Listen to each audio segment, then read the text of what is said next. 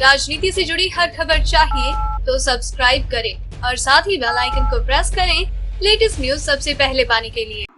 આ સારું થયું કે પાકિસ્તાને પાયલોટને પાછો મોકલવાની જાહેરાત કરી દીધી, નહીં તો એ રાત કતલની રાત હતી કે પુરવાર કરો કે આ બધું ઘરમાં જ કર્યું છે મોદીએ, એમાં ખોટા પડ્યા।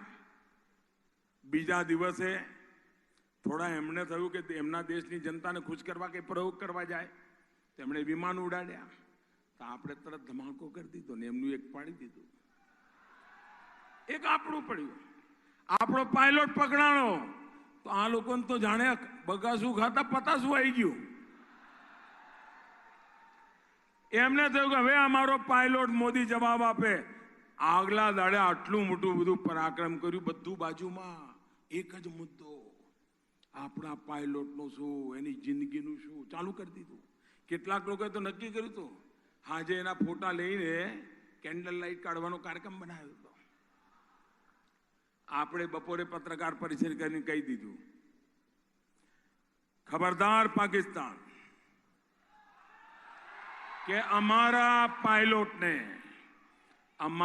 પાયલોટને જો એક ખરોચ પણ આવી તો પછી દુનિયાને તમે કહેતા નહીં કે મોદી આ કર્યું।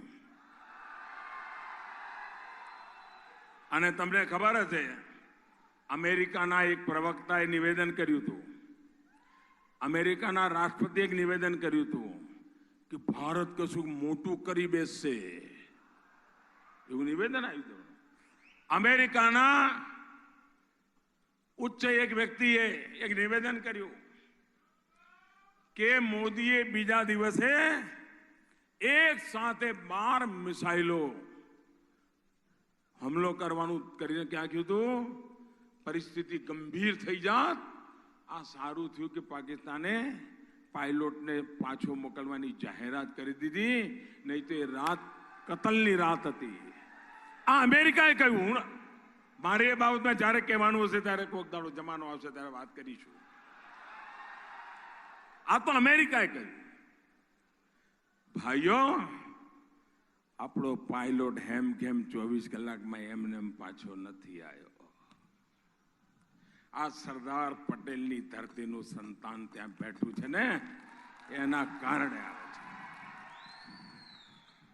મારું કહેવાનું તાત્પર્ય આ છે કે દેશને વિકાસ કરવો હોય, દેશને પ્રગતિ કરવી હોય, અગર જો સુરક્ષા ન હોય, આજે અફઘાનિસ્તાનમાં આટલા વખતથી બધા ચાલે છે તોફાનો, લોકો ત્યાંય જીવે છે, લોકોના છોકરા ત્યાંય નિશાળે જાય છે, પરંતુ દેશ પાછળ જઈ રહ્યો છે, કારણ કે આતંકવાદે તબાહ કરી નાખ્યો છે।